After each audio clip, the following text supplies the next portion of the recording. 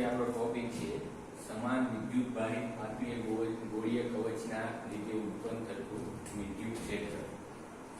તો મિત્રો આ પણ એક ગાઉસના નિયમ છે, એનો ઉપયોગ પણ છે. આપણે લોકો બે ઉપયોગ છે એની અગાઉ ચર્ચા કરેલી છે. તો આ પણ આપણે ગૌસનો જે નિયમ છે એ નિયમનો ઉપયોગ કરીને કોઈ પણ સમાન વિદ્યુત ભારિત પાતળીય ગોળીય કવચના લીધે ઉત્પન્ન થતું જે વિદ્યુત ક્ષેત્ર છે એનું સૂત્ર તારવવાનું. તો આપણે આમાં બે કિસ્સાઓ છે એની વાત કરવી પડે, કારણ કે જે ગોળીય કવચ છે એના અંદરના ભાગમાં કોઈ બિંદુનો આપણે વિચાર કરવો પડે અને ગોળીય કવચ છે એના બહારના ભાગમાં પણ આપણે કોઈ એક બિંદુ છે એનો વિચાર કરવો પડે. તો પહેલા જે આપણે છે પહેલા કિસ્સામાં આપણે એવું કહી શકીએ કે ગોળીય કવચ છે એના બહારના બિંદુએ આપણે વિદ્યુત ક્ષેત્ર મેળવવું છે. તો બરાબર ધ્યાન આપજો કે એક સમાન વિદ્યુત ભારિત પાતળી ગોળીય કવચ છે કે જેના પર કુલ વિદ્યુત ભાર છે Q છે. ગોળીય કવચ ઉપર કુલ વિદ્યુત ભાર કેટલો છે Q, અને એ વિદ્યુત ભારની પૃષ્ઠ વિદ્યુત ભાર ઘનતા છે સિગ્મા છે. પૃષ્ઠ વિદ્યુત ભાર ઘનતા એટલે મિત્રો એકમ ક્ષેત્રફળ દીઠ વિદ્યુત ભાર, અને ગોળીય કવચ છે એના ઉપર આપણે વિદ્યુત ભાર કેટલો કીધો Q જેટલો વિદ્યુત ભાર વિતરિત થયેલો છે. ઈ ગોળીય કવચની ત્રિજ્યા કેટલી છે તો કે કેપિટલ R. હવે બરાબર સમજશું. કેન્દ્રથી એક સમકેન્દ્રીય હોય એવું સ્મોલ r ત્રિજ્યાનું એક વર્તુળ આપણે વિચારીએ. એટલે કે આપણે P બિંદુ પાસે વિદ્યુત ક્ષેત્ર છે મેળવવું છે. આ જે ગોળીય કવચ છે એના કારણે P બિંદુએ વિદ્યુત ક્ષેત્ર મેળવવું છે. તો આપણે કહી શકીએ જો P બિંદુ છે ગોળીય કવચની ક્યાં પરનું બિંદુ છે તો કે બહારના વિસ્તાર. ઈ બહારના વિસ્તારમાં બિંદુ છે એટલા માટે આપણે આવી શરત લખી શકીએ કે r small r greater than capital R. આનો મતલબ એવો થાય જે બિંદુ જે અંતરે છે એ અંતર ગોળીય કવચની ત્રિજ્યા કરતા વધારે છે. તો સ્વાભાવિક છે કે બિંદુ ગોળીય કવચની ક્યાં હશે બહાર. હવે આગળ આપણે ઈ બિંદુ છે ત્યાં વિદ્યુત ક્ષેત્ર છે એનું સૂત્ર તારવવું છે, અને અહીંયા આપણે ગૌસના નિયમનો ઉપયોગ કરવાનો છે. તો આપણે અગાઉ પણ કીધું છે કે ત્યાં ગૌસના નિયમનો ઉપયોગ કરવાનો થાય. અહીંયા ત્રણ મુદ્દા છે ખાસ મગજમાં રાખવાના. પહેલો મુદ્દો કયો તો કે પહેલા તમારે ગાઉસિયન સપાટી છે એની વાત કરવી પડે. તો અહીંયા જુઓ એક ગોળાકાર ગાઉસિયન સપાટી છે આપણે વિચારેલ છે કે જેની ત્રિજ્યા કેટલી છે, આ જે ડોટેડ લાઈન વડે દર્શાવેલી છે એ ગોળાકાર ગાઉસિયન પૃષ્ઠ છે. હવે આગળ બીજી વસ્તુ તમારે અહીંની ચર્ચા કરવી પડે કે ગોળાકાર ગાઉસિયન પૃષ્ઠ દ્વારા ઘેરાતો વિદ્યુત ભાર કેટલો. તો તમે જુઓ કે આ જે ગાઉસિયન પૃષ્ઠ છે એ સમગ્ર ગોળીય કવચને ઘેરી લે છે. મતલબ એવો થયો કે આ જે ગાઉસિયન પૃષ્ઠ છે એના દ્વારા ઘેરાતો વિદ્યુત ભાર છે Q થશે. ગોળાકાર ગાઉસિયન પૃષ્ઠ દ્વારા ઘેરાતો વિદ્યુત ભાર બરાબર શું થશે તો કે Q.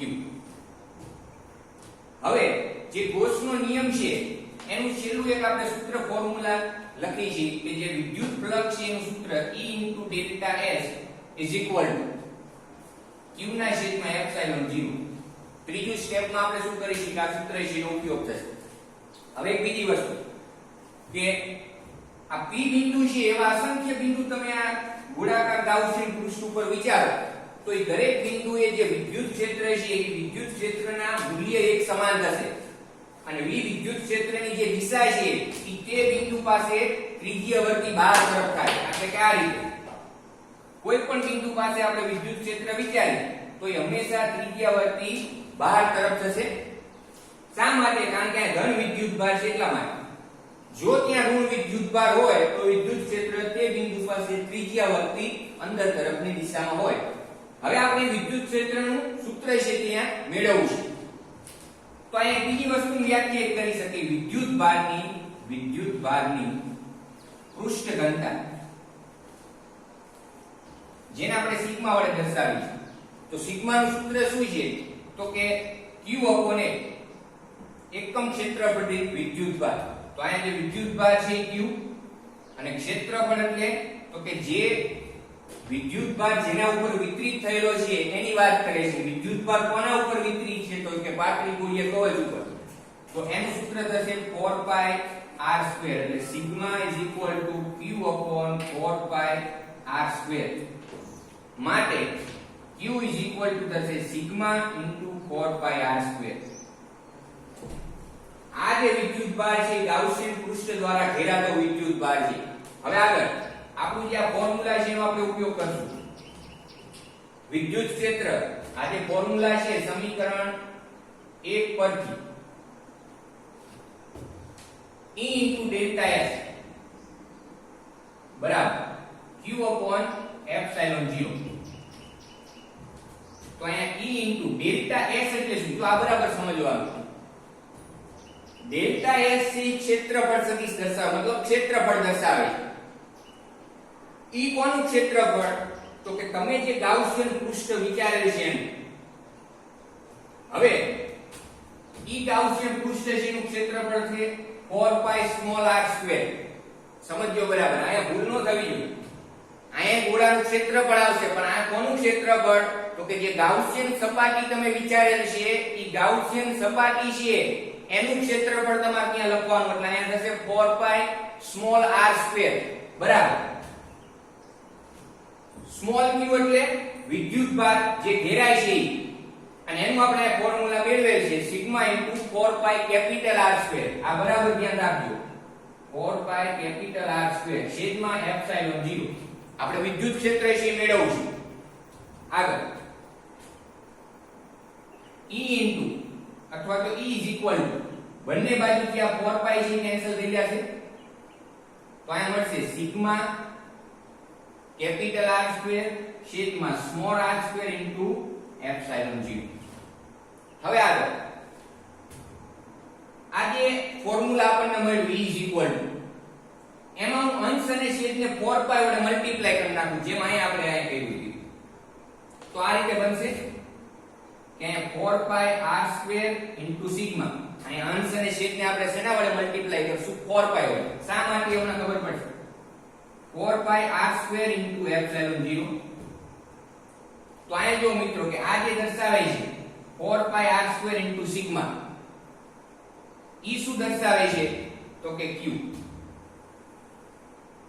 અહીંયા જે અંશ છે 4 pi capital r square into sigma બરાબર શું થાય? q ઘેરાતો વિદ્યુત ભાર એના છેદમાં 4 pi epsilon 0 into r square. આ છેદ છે આ રીતે લખાય. તો અહીંયા આપણને એક સૂત્ર મળ્યું. આ 1/4 pi એપ્સિલોન 0 એટલે શું? તો કે k. તો અહીંયા સૂત્ર મળ્યું kq/r સ્ક્વેર.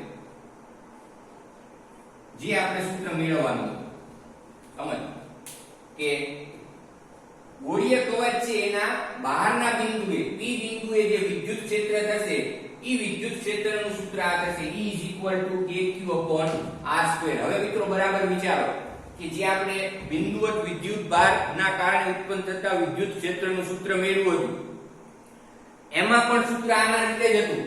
સમજજો ત્યાં પણ સૂત્ર આવું જ હતું કે kq/r સ્ક્વેર. તો આ વસ્તુ તમને શું સમજાવવા માંગે છે કે બિંદુવત વિદ્યુત ભારને લીધે ઉત્પન્ન થતું વિદ્યુત ક્ષેત્રનું જો ફોર્મ્યુલા હતું અને પાતળીય ગોળીય કવચ છે નિયમિત વિદ્યુત ભાર જેના ઉપર વિતરિત થયેલો છે ઈ ગોળીય કવચના લીધે કોઈ બહારના બિંદુએ વિદ્યુત ક્ષેત્ર મેળવો તમે તો આ સૂત્ર દ્વારા જ મળે. જે તમને એવું સમજાવવા માંગે છે કે આ જે પાતળીય ગોળીય કવચ ઉપર જે વિદ્યુત ભાર વિતરિત થયેલો છે સમજો બરાબર. ઈ વિદ્યુત ભાર તમારે આ ગોળીય કવચના કેન્દ્ર ઉપર વિદ્યુત ભાર છે એવું તમારે ધારવાનું છે. સમજો બરાબર. એટલે આજે આપણી આખી આકૃતિ છે એમાં જે ગોળીય કવચ ઉપર જે વિદ્યુત ભાર વિતરિત થયેલો છે બધો વિદ્યુત ભાર ક્યાં સમાયેલો છે એવું ધારવાનું. તો કે એના કેન્દ્રમાં સૂક્ષ્મ વિસ્તાર એટલે કે અહીંયા જે સપાટી ઉપર q વિદ્યુત ભાર છે આપણે અહીંયા ધારીએ. તો હવે જો ફોર્મ્યુલા આવશે q થી r અંતરે આવેલા p બિંદુએ વિદ્યુત ક્ષેત્ર બિંદુવત વિદ્યુત ભાર kq/r². આના ઉપરથી વિદ્યુત ક્ષેત્ર છે ત્રિજ્યાવર્તી બહાર તરફ છે કે અંદર તરફની તમે કહી શકો. જેમ કે હું એમ કહું કે q greater than 0. જો q greater than 0 હશે તો એનો મતલબ એવો થયો કે આ ધન વિદ્યુત ભાર હશે. ધન વિદ્યુત ભાર હોય તો એના બહારના વિસ્તારમાં કોઈ પણ બિંદુએ જે વિદ્યુત ક્ષેત્ર તમે વિચારશો ઈ ત્રિજ્યાવર્તી બહાર તરફ થશે. મતલબ આ બિંદુએ વિદ્યુત ક્ષેત્ર આ રીતે દર્શાવવું પડે ત્રિજ્યાવર્તી બહાર તરફ. ઈ સજ આ જે ફોર્મ્યુલા છે તમારે સદિશ સ્વરૂપે લખવું હોય લખી શકાય E સદિશ KQ/r² r કેરેટ, જ્યાં આ r કેરેટ છે શું દર્શાવે મિત્રો? તો ઈ r કેરેટ છે ઈ તે બિંદુ પાસે વિદ્યુત ક્ષેત્ર કઈ દિશામાં છે ઈ દિશામાંનો એકમ સદિશ દર્શાવશે. અહીંયા આપણે કીધું એમ કે જો q > 0 હોય તો ઈ જે વિદ્યુત ક્ષેત્ર છે આ બધા જ બિંદુએ ત્રિજ્યાવર્તી બહાર તરફ થાય. સમજો એટલે અહીંયા હું લખી શકું વિદ્યુત ક્ષેત્ર ત્રિજ્યાવર્તી બહાર તરફ, અને જો q < 0 હોય મતલબ જે ગોળીય કવચ પરનો જે વિદ્યુત ભાર છે પોઝિટિવ ને નેગેટિવ ઋણ વિદ્યુત ભાર તો શું થશે કે આ બિંદુએ જે વિદ્યુત ક્ષેત્ર છે ત્રિજ્યાવર્તી અંદર તરફ તમારે આ રીતે દર્શાવવું પડશે. મતલબ દરેક કિસ્સામાં વિદ્યુત ક્ષેત્ર હંમેશા ત્રિજ્યાવર્તી હશે. સમજજો બરાબર? અહીંયા વિદ્યુત ક્ષેત્ર હંમેશા કેવું હશે? ત્રિજ્યાવર્તી. કાં તો બહાર તરફ q > 0 હોય તો ત્રિજ્યાવર્તી બહાર તરફ, અને q < 0 હોય તો ત્રિજ્યાવર્તી અંદર તરફ. તો મિત્રો આ રીતે તમે જે ફોર્મ્યુલા છે એ મેળવી શકો કે કવચના બહારના બિંદુએ વિદ્યુત ક્ષેત્ર છે એનું સૂત્ર થાય KQ/r², અને ઈ સૂત્ર બિંદુવત વિદ્યુત ભારના વિદ્યુત ક્ષેત્ર જેવું જ છે. કારણ પૂછે તો કારણ આપણે જણાવશું કે ત્યારે તમારે એવું ધારવું પડે કે આ ગોળાકાર કવચ છે ઈ કવચ પરનો સમગ્ર જે વિદ્યુત ભાર છે ઈ ગોળાના સૂક્ષ્મ કેન્દ્રીય વિસ્તારમાં કેન્દ્રિત થયેલો છે. માટે એનું જે સૂત્ર છે એના જેવું મળે જો KQ/r². ખબર પડે છે દરેકને? હવે આગળ આપણે એ વાત કરી કે કવચના બહારના બિંદુએ, તો હવે પ્રશ્ન થાય કે માની લો કે જે બિંદુ છે એ કવચના અંદરના વિસ્તારમાં ક્યાંક હોય તો ત્યાં પણ તમે વિદ્યુત ક્ષેત્ર છે એનું સૂત્ર ધારી શકો. તો બરાબર ધ્યાન આપશું આપણે.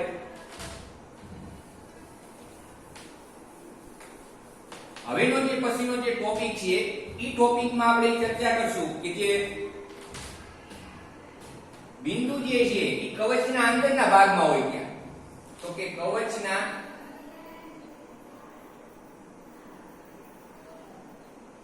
અંદરના વિસ્તારમાં આવે બિંદુએ વિદ્યુત ક્ષેત્ર જે તે P બિંદુ આપણે અહીંયા દર્શાવેલું ઈ P બિંદુ માની લો કે ઈ કવચના અંદરના વિસ્તારમાં હોય એટલે કે અહીંયા આ જે P બિંદુ છે એનું અહીંયા દર્શાવું તો એ બિંદુ ક્યાં થયું? તો કે કવચના અંદરના વિસ્તારમાં. આપણે જેમ સ્ટેપ બાય સ્ટેપ જઈશું એ જ રીતે પહેલા શું વિચારવાનું? ગાઉસિયન પૃષ્ઠ. તો હું જો અહીંયા r ડેશ ત્રિજ્યાનું અલગ ત્રિજ્યા નામ આપી r ડેશ ત્રિજ્યાનું ગાઉસિયન પૃષ્ઠ વિચારીશું. આ જે છે આપણે r ડેશ ત્રિજ્યાનું ગાઉસિયન પૃષ્ઠ વિચારીશું. સમજો બરાબર? આપણે અંદરના બિંદુ માટે વિદ્યુત ક્ષેત્ર કેટલું છે મેળવવા માંગીએ છીએ. તો પહેલું જે સ્ટેપ છે ગૌસનો નિયમ ઉપયોગ કરવા માટેનું પહેલું સ્ટેપ કે પહેલા તમારે એક ત્રિજ્યાનું પૃષ્ઠ વિચારવું પડે, ગાઉસિયન પૃષ્ઠ વિચારવું પડે. એ આપણે વિચાર્યું. બીજું સ્ટેપ કયું? તો કે ઈ ગાઉસિયન પૃષ્ઠ દ્વારા ઘેરાતો વિદ્યુતભાર. હવે બરાબર સમજવાનું. તો તમે આ મિત્રો કહી શકો કે આપણે આ જે ગાઉસિયન પૃષ્ઠ ધારેલ છે એના દ્વારા કેટલો વિદ્યુતભાર ઘેરાય છે. તમારો જવાબ છે તમે વિચારી શકો કે આપણે આ જે ગાઉસિયન પૃષ્ઠ અંદર વિચારે એના દ્વારા ઘેરાતો વિદ્યુતભાર કેટલો. તો અહીંયા તમને એક વસ્તુ તરત જ સમજમાં આવી જશે કે જે વિદ્યુતભાર છે એ તો ક્યાં છે? તો કે આ કવચ ઉપર, જે આ ત્રિજ્યાની ગોળીય કવચ છે એના ઉપર વિદ્યુતભાર. તમારું ગાઉસિયન પૃષ્ઠ ક્યાં છે? તો કે અંદરના વિસ્તારમાં. ખબર પડે છે કે નહીં? તો ઈ ગાઉસિયન પૃષ્ઠ દ્વારા કોઈ વિદ્યુતભાર ઘેરાતો નથી. એટલે અહીંયા આપણે કહી શકીએ કે ગાઉસિયન પૃષ્ઠ દ્વારા